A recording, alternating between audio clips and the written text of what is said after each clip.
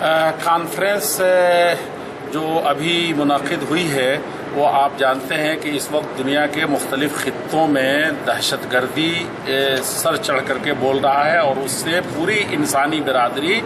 اور خاص طور پر عالم اسلام اور ہمارا ملک اس سے دوچار ہے اور دہشت گرد ساری دنیا میں تباہی مچا رہے ہیں۔ آپ نے پچھلے دنوں دیکھا ہوگا کہ ایک حاکم کو اس ملک سے یمن میں اصل حاکم کو ہٹا کر کے اور چند مٹھی بھر لوگ جو تھوڑے سے 2% 1% کہے جاتے ہیں دہشت گرد آتنکواد حوثی حضرات حوثیوں نے وہاں کے حاکم کو بھگایا اور پھر اس کے بعد دوسرے ممالک سعودی وغیرہ پر حملہ شروع کیا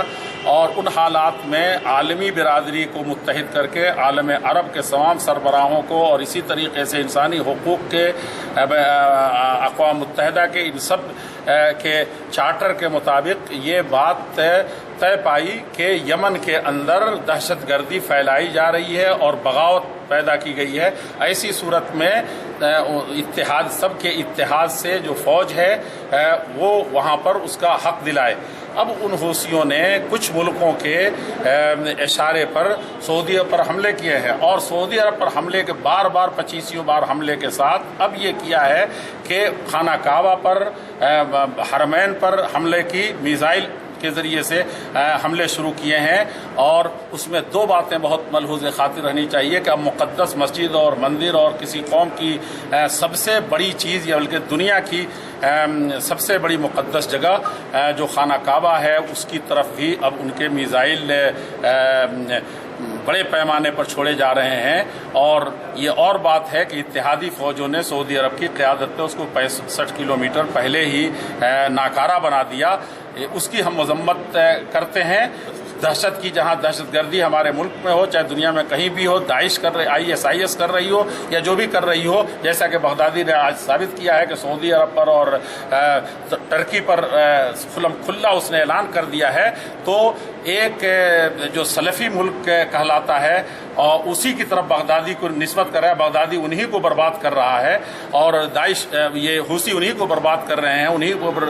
ورغلا رہے ہیں، تو یہ کبھی بھی سلفی نہیں ہے، یہ صحیح معنی مسلمان بھی نہیں ہیں، یہ ہمیشہ اسلام کے دشمن رہے ہیں، انہی کی ہم مذمت کر رہے ہیں آج۔ اور جو انصاف پسند ہے جن کے اوپر میزائل داغے جا رہے ہیں جیسے سعودی عرب وغیرہ یا جہاں کہیں بھی دہشت گردی ہو رہی ہے، ہم اس کو ان کی تائید کی بات کر رہے ہیں اور سارے عالمی برادری سے تائید کی بات کرتے ہیں اور ہمارا ملک جو دہشت گردی کے خلاف لڑتا رہا ہے اور اس کے اوپر جو دہشت گردی کی بات ہوتی ہے ہم اس کی بھی مذمت کرتے ہیں اور یہ امید کرتے ہیں کہ دہشت گردوں کے خلاف چاہے دنیا میں جہاں کہیں بھی ہو ہمارا ملک کھڑا ہوگا اور ساری انسانی برادری اسلامی برادری کھڑی ہوگی۔ اس وقت اس طریقے سے دہشت گردی کا معاملہ چل رہا ہے اس کی مذمت کرتے ہیں، ہماری مرکزی جمعیت اہل حدیث کر رہی ہے، صوبائی جمعیت اہل حدیث تلنگانہ کر رہی ہے اور سارے انصاف پسند کر رہے ہیں دیش کے۔ آپ تمام چینل اور میڈیا کے لوگوں کا جو دہشت گردوں کے اس مظالم کو دنیا کے سامنے پیش کر رہے ہیں اور مجھے امید ہے کہ امن کا جو پیغام ہمارا ہے جمعیت اہل حدیث کا اور اہل حدیث حضرات کا اور سارے انسانی بھائیوں کا اس کو عام کریں گے اور دہشت گردی کو کنڈم کرنے میں آپ جو سب سے مہان بادشاہ اس وقت کہا جا رہا ہے جمہوریت کا چوتھا ستون جسے میڈیا کہا گیا ہے وہ چوتھا نہیں ہے بلکہ حقیقت میں دیکھا جائے تو اس وقت گلوبلائزیشن والا بادشاہ اور حاکم میڈیا ہے، اس کو اپنا کردار امن کے بحال کرنے میں اور دہشت گردی کو ختم کرنے میں ادا کرنی ہے۔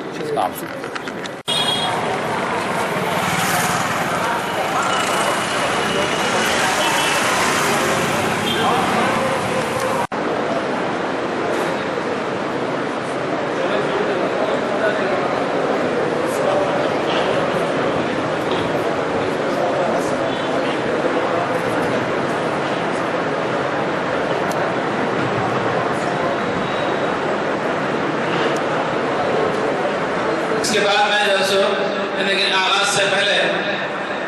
حضرت کلام پاک کے لیے میں دعوت دیتا ہوں۔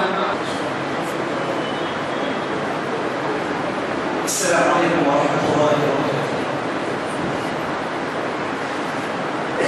اعوذ باللہ من الشیطان۔ شریفین اس سلسلے میں جو معاملہ ہوا ہے ہم اس کی مذمت کرتے ہیں، اللہ